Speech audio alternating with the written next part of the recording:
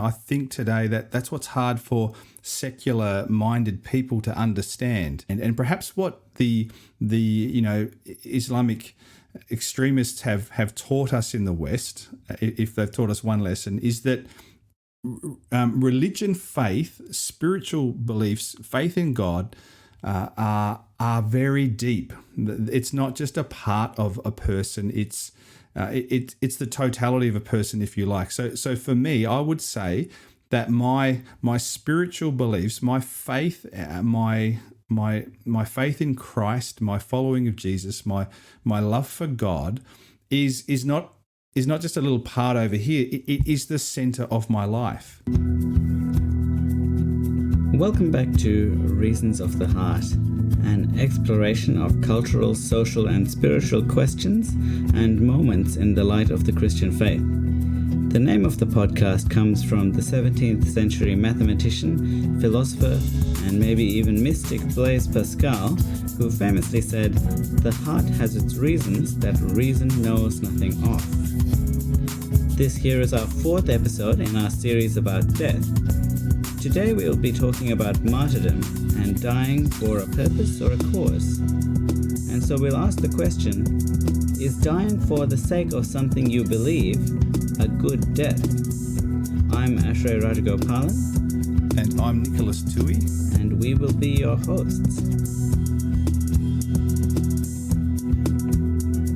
To start off our podcast today, in many parts of the world today, Christians are not persecuted for the sake of their faith. Now, of course, this wasn't always the case. And Christians in earlier times, particularly in the 1st and 2nd centuries, were persecuted by the Roman state as they would not worship Roman gods.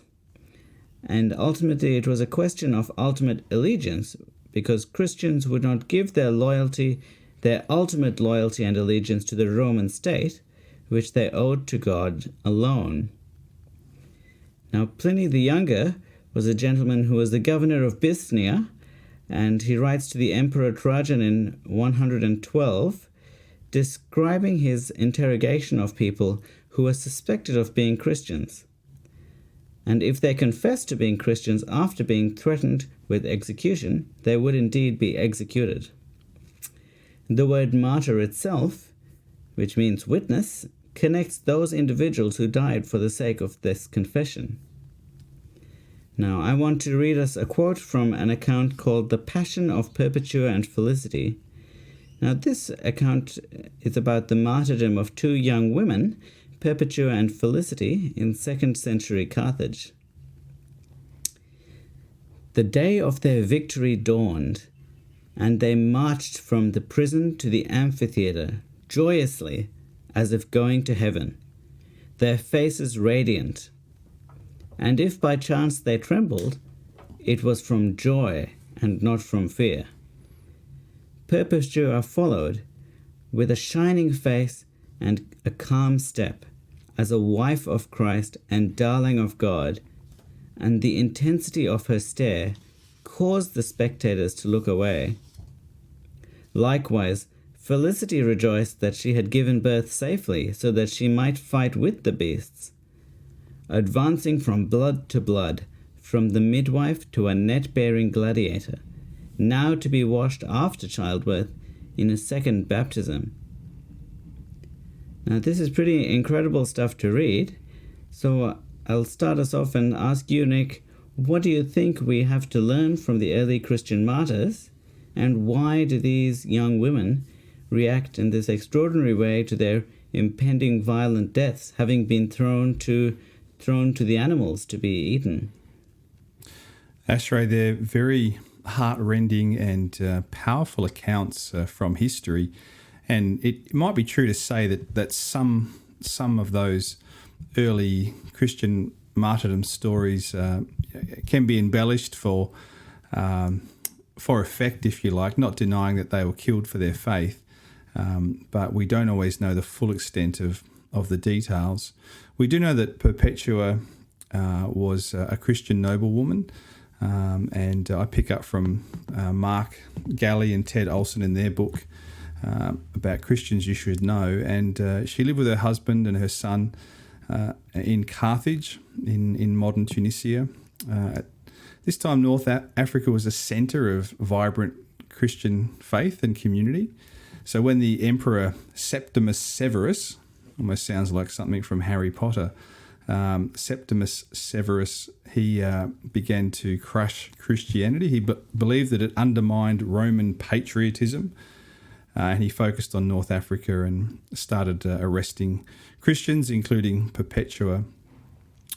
Augustine, the great writer and theologian of the early church, Augustine of Hippo, he preached 4 sermons about Perpetua, and the account that we do have from the time it talks about her nursing her baby, her father, her family pleading with her to recant her faith and to not go the course. But in one account, her father came to the prison. He was a pagan, an unbeliever, and he saw an easy way for Perpetua to save herself, and it was simply to deny that she was a Christian. And then Perpetua replies, "Father, do you see this vase here? Could it be called any other name than what it is?" And he said, "No." She said, "Well, neither can I be called anything other than what I am, a Christian." And she went to her death, went into the ring, and either was mauled by animals or put to death by the sword for her faith. And there's many, many accounts like that through the first couple of centuries of the church, probably the first 3 centuries, and quite frankly, right down through the ages as well to today. So I think it's important to just take a step back and have a look at what the Bible says about martyrdom. I came to the thought, Ashray, I don't know if you'll concur with this, but the first martyr in the Bible is Abel in the book of Genesis. He's the first one to be put to death for his faith, if you like, killed by his brother Cain. And his motivation was that God was pleased with Abel's offering and faith, but Cain didn't quite make the mark, and he killed his brother. So I reckon that's the first martyr in the Bible. What do you think? Well, I think it depends in what sense you use the word martyr. Certainly Cain killed Abel out of jealousy for God's favor for Abel. And so in one sense, Abel does die because of God's favor, but they're equally, perhaps there's a distinction that can be drawn between someone who's killed for being someone favored by God and someone who's killed for the sake of their confession as well.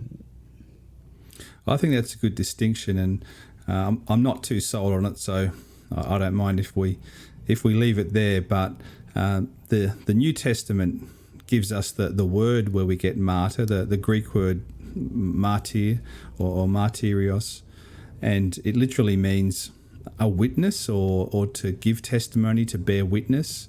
And so Jesus says in the book of Luke, he mentions to his followers that there'll come a time when they'll be persecuted. And he says in Luke chapter 21, before all this, they will seize you and persecute you. They'll hand you over to synagogues and put you in prison, and you'll be brought before kings and governors, and all on account of my name. And then he says, and so you will bear testimony to me. And the Greek word used there is martyrios or martyrion. You will bear witness to me. And then he goes on to say that you will be betrayed even by parents, brothers and sisters, relatives and friends, and they will put some of you to death.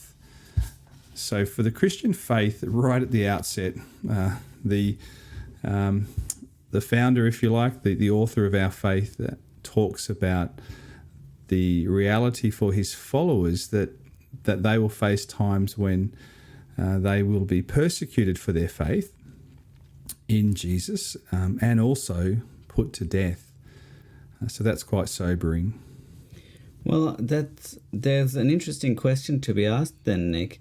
Why do you think this is? Why is it that Jesus said that his followers should expect persecution like that? that's certainly not a desirable experience. But why is it something that Jesus foresaw and something that became a reality for many who are in the early church?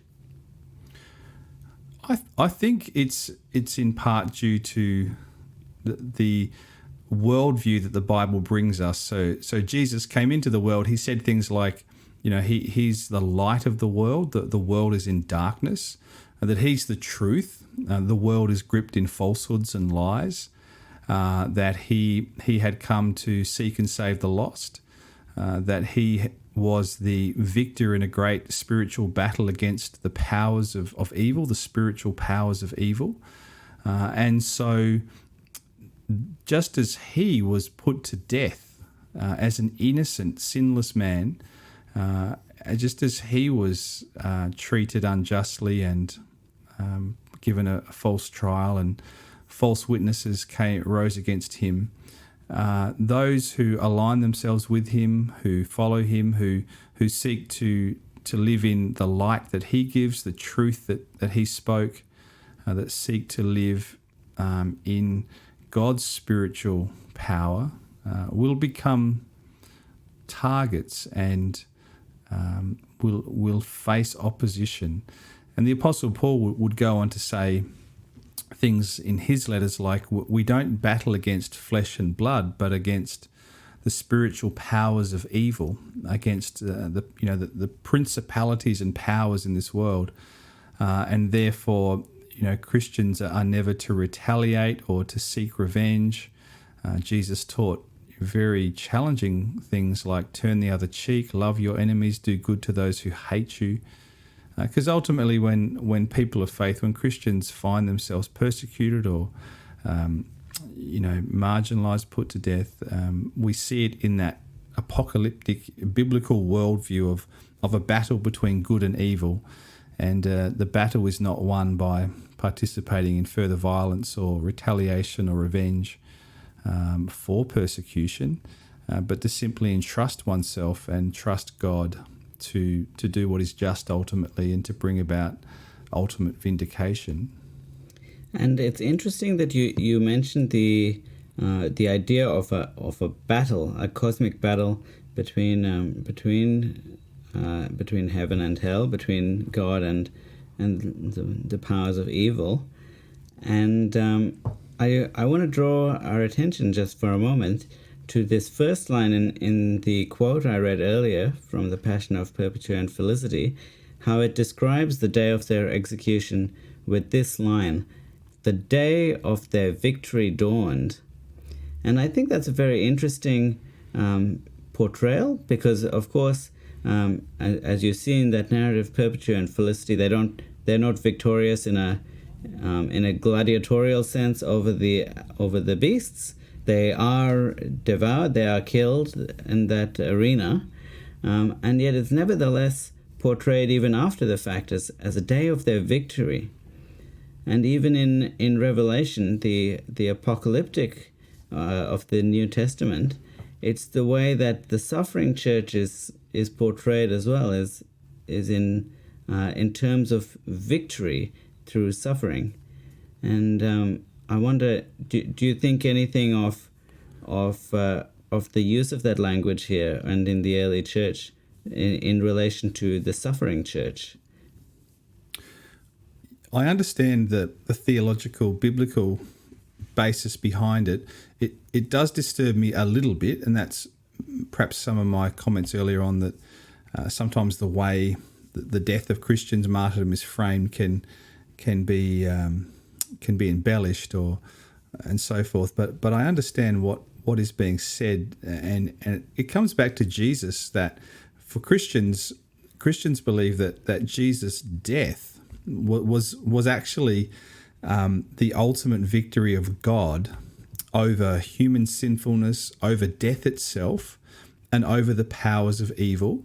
And in perhaps a lighter-hearted way, it's almost as though through the death of Jesus on the cross, the powers of evil, the wickedness of humanity joined together, thinking they could overcome the Prince of Peace, the light of the world, the Son of God. and God pulls the rug out from underneath them through the cross, so that what looked like the ultimate, victory for evil and human wickedness turned out to be actually God pulling the rug out and gaining the victory, gaining the power back to save men and women, to restore humanity, and to finally judge and overthrow the powers of evil one day in the future. So in that sense, when Christians when they suffer, when they're persecuted for their faith, there is an identification that, well, this is what they did to Jesus. And in a sense, it might sound a little bit uncomfortable for people who don't have faith, but in a sense, there is a vindication, a justification of one's faith. If you are killed for saying you believe and follow Jesus, it's a sense of, well, that's what they did to Jesus. So it adds to the weight and the truth claims of who Jesus was.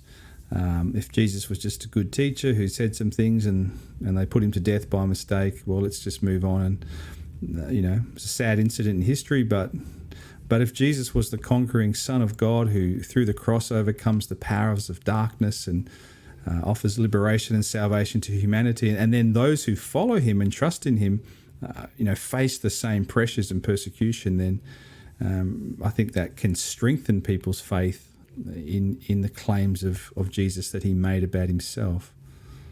And I suppose as well, I guess there's no piece of literature that's written without a purpose in mind, and I guess the apocalyptic literature in Revelation and this passion as well, as you commented earlier, Nick, it's written by someone with and they have their own agenda, and some of these accounts are certainly written using very embellished language, not to downplay the courage of these martyrs, just to say that that's the way they're certainly portrayed. And I guess part of it as well is for the audience of a suffering church, it seems that it's really drawing to mind that heavenly consideration, that cosmic battle, that to see their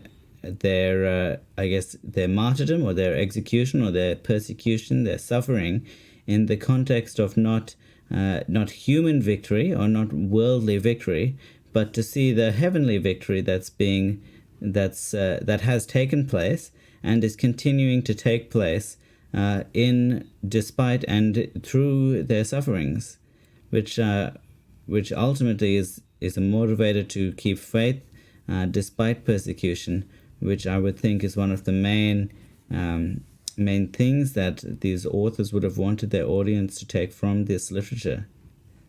Yeah, certainly, Ashray. The encouragement to persevere and to not give up in the face of persecution, and also I think you've raised a good point there. About the afterlife and what Christians believe awaits them, and there's no fear in death for those who trust in Jesus.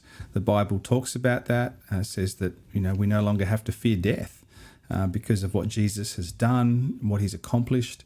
And so for the believer in Jesus, when they die, they move into the kingdom of God, the kingdom of heaven, if you like, to be with the Lord, as the Bible puts it, to be with God, so that there's no fear. And it doesn't mean there's a macabre wanting to hasten death. We don't maintain that in any way. But for those who were martyred, the hope of resurrection, of heaven, of life with God, beyond this, wicked, violent, dark place that we live in at times, must have seemed quite compelling. And also, we can think about it in terms of, that hope there that, again, we don't want to hasten death, but the Apostle Paul said it quite directly that, he was coming to the end of his life, and he said, it's far better for me to go and be with the Lord. Like, I don't mind dying. It's been tough, this life's hard. He's been persecuted. He's been treated badly. He's he's suffered greatly, and he says, I want to depart to be with the Lord. It's far better. Then he says, I still have work to do. God's keeping me here for you so that I can continue to strengthen the churches and so forth. And I called up a radio station many years ago here in Melbourne, very upset with the commentator, who I think was John Fane at the time, the ABC radio host, and he was talking about the death of the missionary Graham Staines, who was an Australian Christian missionary, and with his two sons, Philip, who was 10, and Timothy, who was age 6. They were surrounded by a group, a Hindu fundamentalist group in India, in their van, a car, and it was set on fire. They were burnt to death. And John Fane, he was commenting in relation to Islamic jihad and Islamic terrorism, and said, well, along the line something like, well, what's the difference? Christians die for their faith as well, and what is it about these religious people who die for their faith? And I rang up and said, well, excuse me, I just want to make a clarification here. There's a big difference between an Islamist going on jihad, killing people in the name of their God, and a Christian missionary who is killed by a religious mob for faith in their God.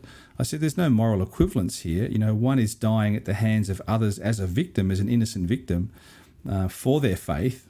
The other one is intentionally seeking to destroy and harm and kill others for their faith. And that was the end of the conversation. It went to the news.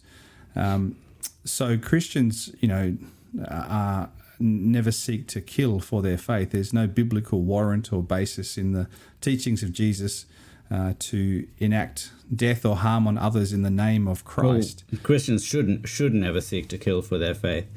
Well, yeah, that's what I mean. It's not that there haven't been cases where that has happened, but there's no biblical or Jesus founded teaching to that end. Mm.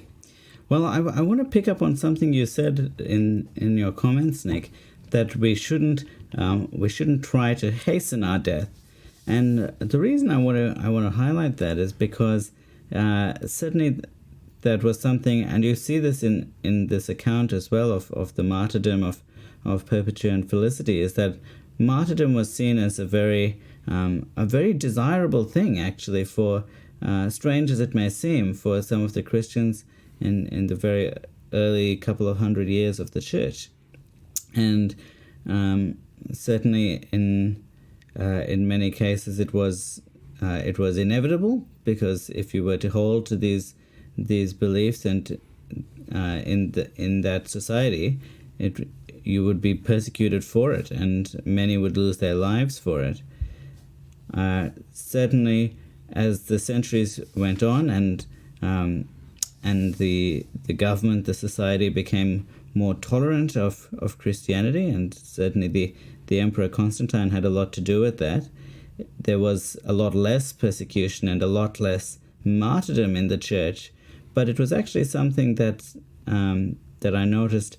There was a sense of loss as well. At the same time as Christianity became more accepted in society, there was also something lost in that you didn't have to take on that great personal risk to be a Christian. You could be a Christian at comparatively low cost.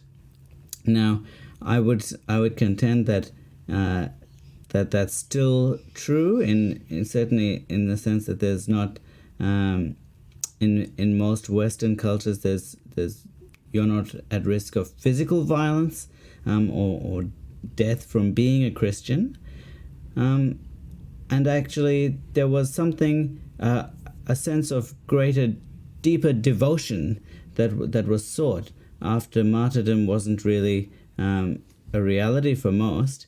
And it sent people into monasticism and asceticism and forsaking worldly pleasures in pursuit of devotion to God. So I guess my question is, what do you think is lost by not being at risk of persecution for our faith? Do you think there's something that we can learn or take a lesson from the early Christian martyrs in a sense of how we can live lives of that same level of devotion to God when we're not being put under those horrendously stressful and I guess difficult circumstances.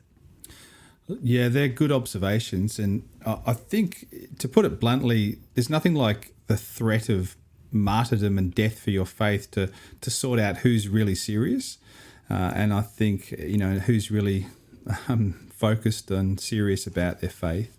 So I think in those first couple of centuries, the martyrdoms, they encouraged, that they certainly showed who was real, who really meant their faith. And I've often thought, Ashray, and I hope this is not wrong to say, but I certainly don't judge or condemn anyone who's drawn back or who's temporarily recanted their faith, in order to save their life or their family.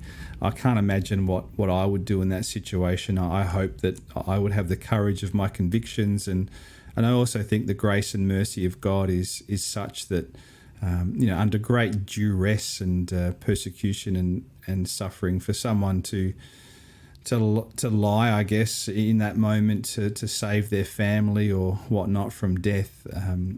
Who can understand, what that would be like, unless you've actually been through it.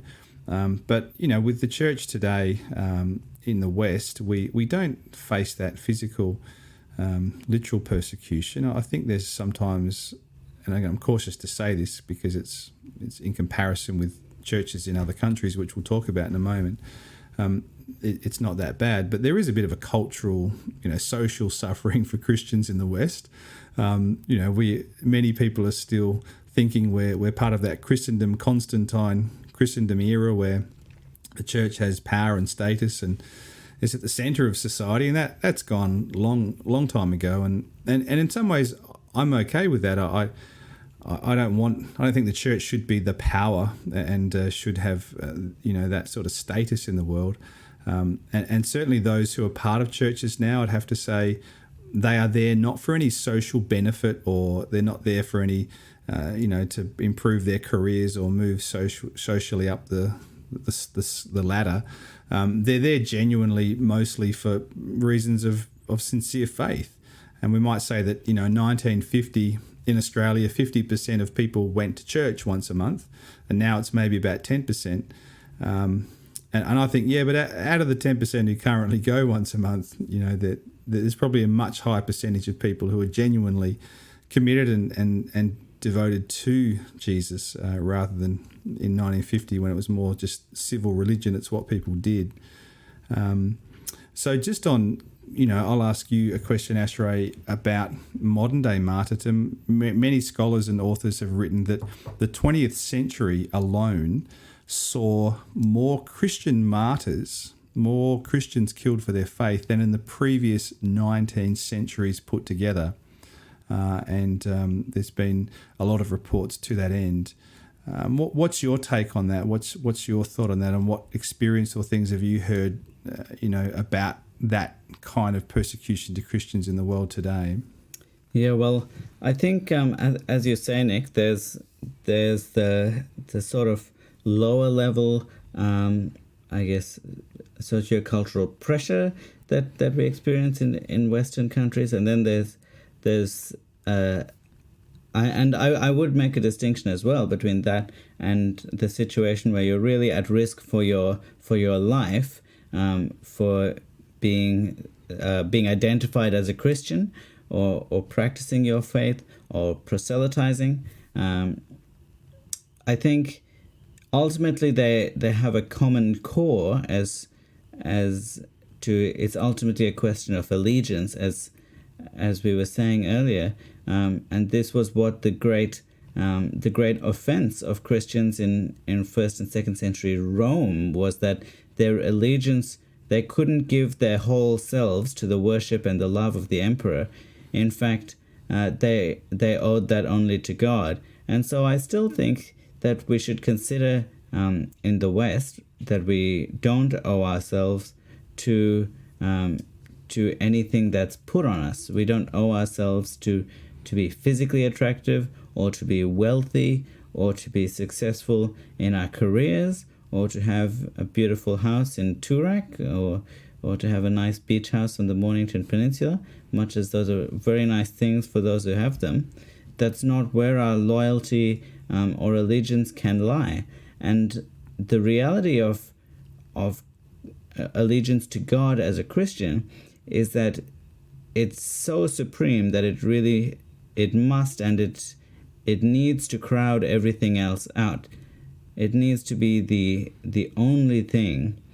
And for that reason, there are people who are so devoted to God that they're willing to put their lives on the line for Him. And it comes from that deep allegiance, which I think should be shared by all Christians, or we should pray for it, whether or not we're under that threat of persecution, because it can certainly manifest even in the West as a deep loyalty to God. Yeah, that's so well put, Asher. And I think today that's what's hard for secular-minded people to understand, because most secular-minded people, as I've encountered them over the years, tend to think about religion as something private and interior, and it's a little compartment in your life that holds some sort of spiritual belief. And most Australians believe in God. I think 70% believe in a higher power of God. And so that, religion is just this little private thing over there, and it's nice, and that's good for you kind of thing, if that's what you think. But apart from that, it doesn't really have any relevance, or it shouldn't be more publicly spoken about. What they don't understand, and perhaps what the Islamic extremists have taught us in the West, if they've taught us one lesson, is that religion, faith, spiritual beliefs, faith in God are very deep. It's not just a part of a person. It's the totality of a person, if you like. So for me, I would say that my spiritual beliefs, my faith, my faith in Christ, my following of Jesus, my love for God is not just a little part over here. It is the center of my life. It means more to me than wealth, relationships in this world itself. And I think that's what is missed sometimes in the secular West, that people can't just, or not just can't, but they won't just sort of take the religious, spiritual part of their lives and put that aside so that we can operate in nice, polite society and, not bring anything controversial. Actually, what drives me, what is the fuel and center for my life is my faith, is my spiritual life, is my faith in Jesus. And it's to the point, as you say, where I would not be prepared to lose that or risk that or give that up for safety, for security, for a nice happy life in the suburbs. If push came to shove, and the state or some sort of external government power put it to me that I had to choose between my faith and my faithfulness to Jesus and fitting in and getting along in the society, that would be an easy choice for me to make, and it would be my faith in Jesus comes first. Now, whether I would have the courage to put that to the real test, if you like, and lose my physical life in this world for that faith, I hope that I would. And in my mind now, I say I would be prepared to forego my life rather than to deny and forego my love and faith in God. And I guess that manifests, as you say, as that ultimate allegiance. That the flip side of what you're saying is that you wouldn't give up your faith for any of those things. You would also give up any of those things for the sake of your faith, and that there needs to be that willingness. If you really do, if you want to have that complete allegiance to God, then that's how it actually works out. That is your desire more than anything else, and it really has to crowd out everything else. And there are countries in the world, as we were saying, where there's various levels of hostility to faith, and to name a few, North Korea or China or India or a number of the Islamic Iran. countries. There's a lot of places where, to varying degrees, it's either really not okay to even identify as Christian, and you could be killed by the state for identifying as a Christian.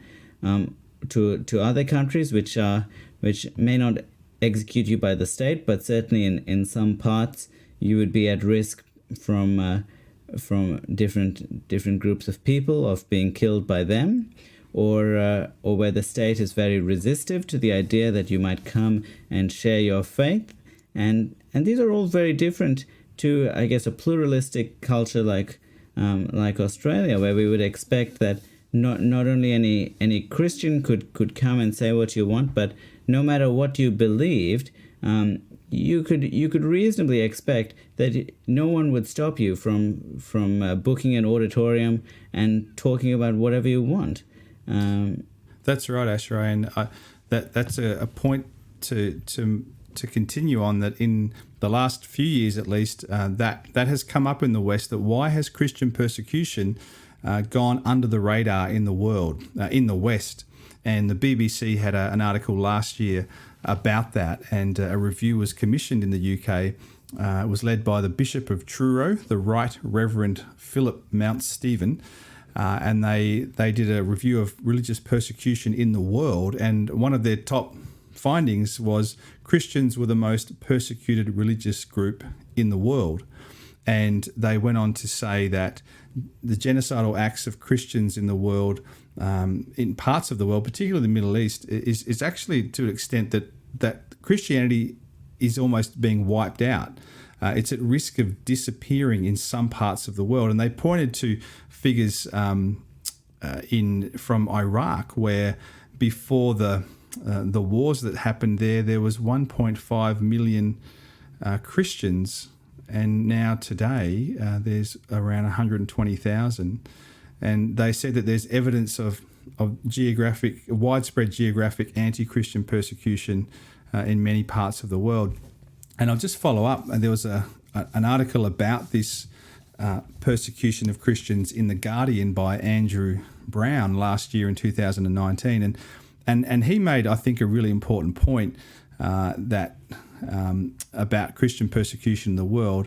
And he said of his own government at the time, the government in the UK has done almost nothing to support Christians abroad. He said it did not offer asylum to Asia Bibi, who was the mother in Pakistan who was arrested and sentenced to death for blasphemy. She was in prison, I think, for many years, even up to 6 or 7 years, and was eventually released and was taken to Canada for asylum. He said that the UK did nothing to that to support her in that in terms of asylum. It's sucked up to Saudi Arabia, a country where public Christianity is illegal. And he goes on to talk about, the way the government hasn't confronted Egypt, where Coptic churches are frequently burned and Christians persecuted. And then he talks about China as well, where churches are regularly demolished and Christians are persecuted. So it's all very well sometimes for politicians in the West to maybe jump on that bandwagon and say, well, Christians are the most persecuted in the world, which they are, but then not be prepared because of, not wanting backlash on economic issues or whatever to actually take a stand on some of those things.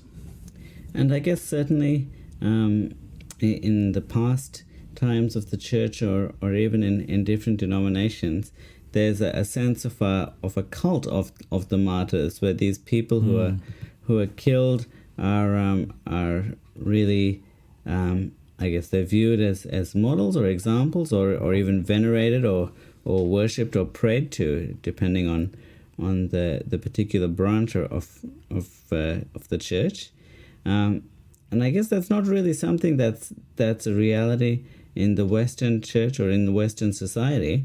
But I think it's interesting to draw a comparison to the Anzacs, actually, who I think very prominently and occupy a very special place in our national mythology in Australia.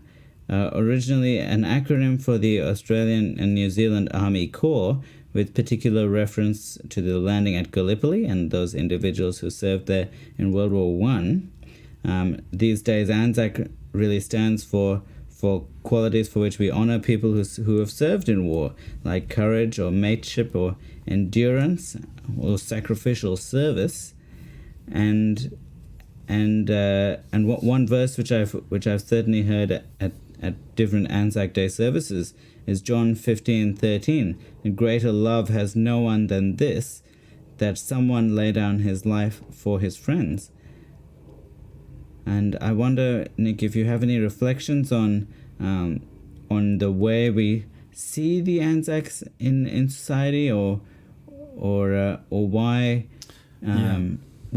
they have that special place in our national mythology. Look, I think any country, is going to honour their war dead. They're going to honour and seek to respect those people who have lost their lives in war, in defending the country, and so forth.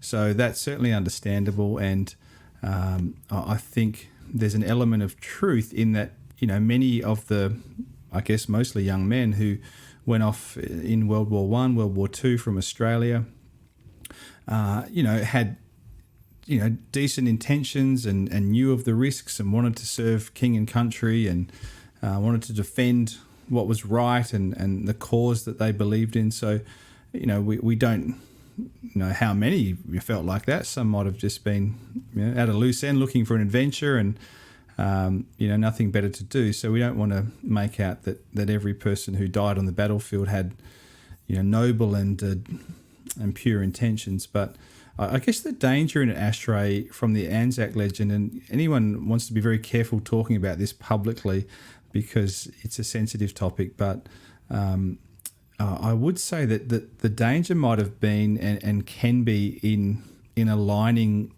death in war, death for one's country, with a verse from John 15 about, greater love have no one, they lay down their life for their friends. The danger might be that it could glorify war. It could be used as a justification for military, deterrence and in a war sense, and that would be a concern.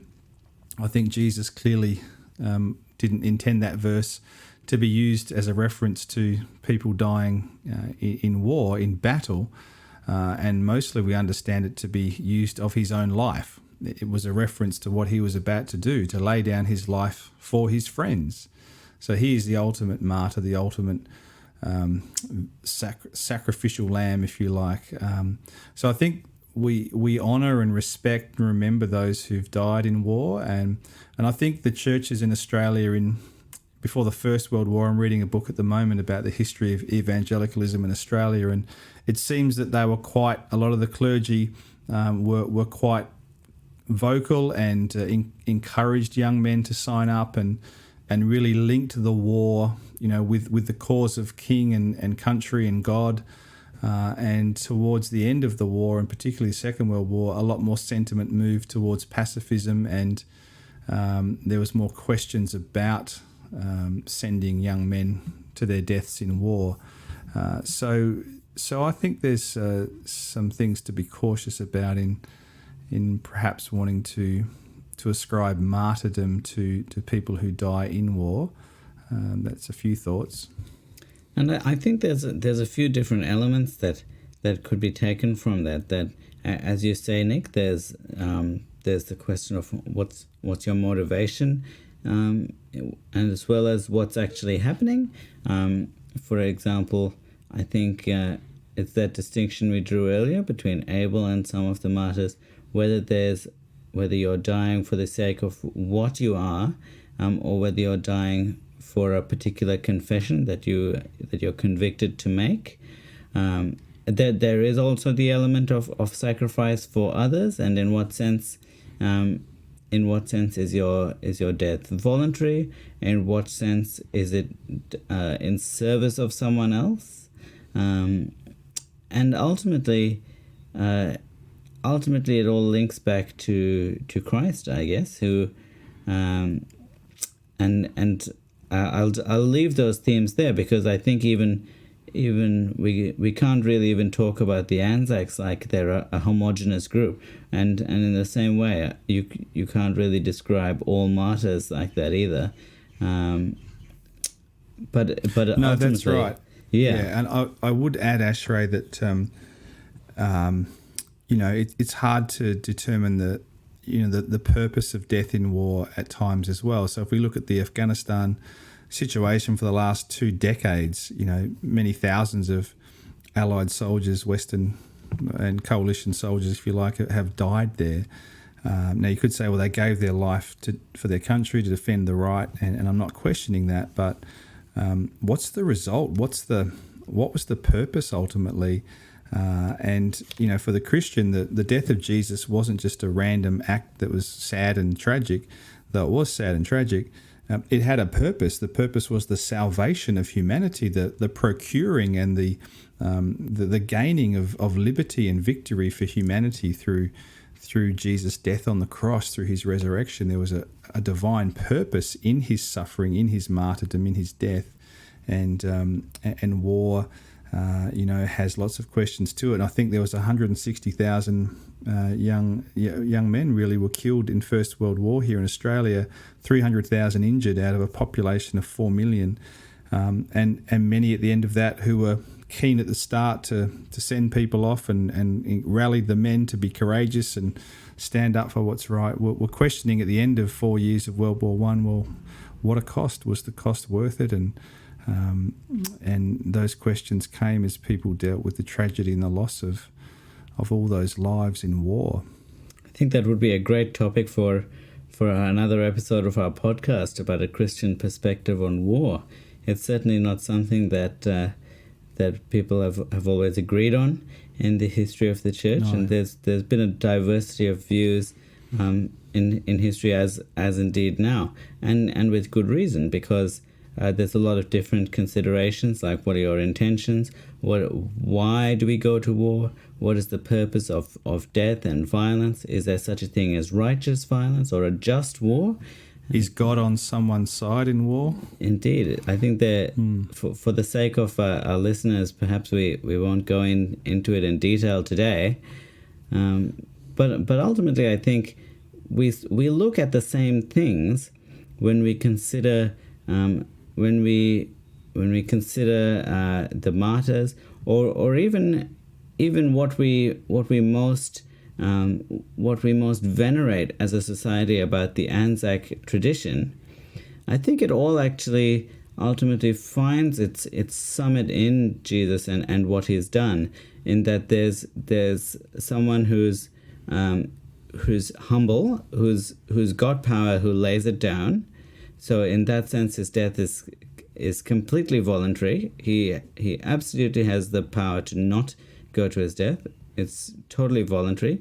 It's done out of love and sacrifice. It's not at all self-serving or motivated by any sense of what he might achieve from it, because he was already God and already totally self-sufficient before he went to the cross. He went to his death out of care for others, that it was he was motivated by what he could achieve by his death for other people, and the courage that he had to do that, the faithfulness, both to the Father, to God who called him to do that, and his faithfulness to people who really weren't on his side at all. In fact, John 15:13 says, "Greater love has no one than this, that someone lay down his life for his friends." We quoted that earlier, but in fact, Jesus actually laid down his life for people who were not his friends at that time. He laid down his life for his enemies, that they might become reconciled to God as well. The irony is that the death of Jesus, as we understand it, is the death of death. And one of the great hymns of the faith picks that up, "Crown him with many crowns," and it says, "His glories now we sing, who died and rose on high, who died eternal life to bring, and he lives that death may die.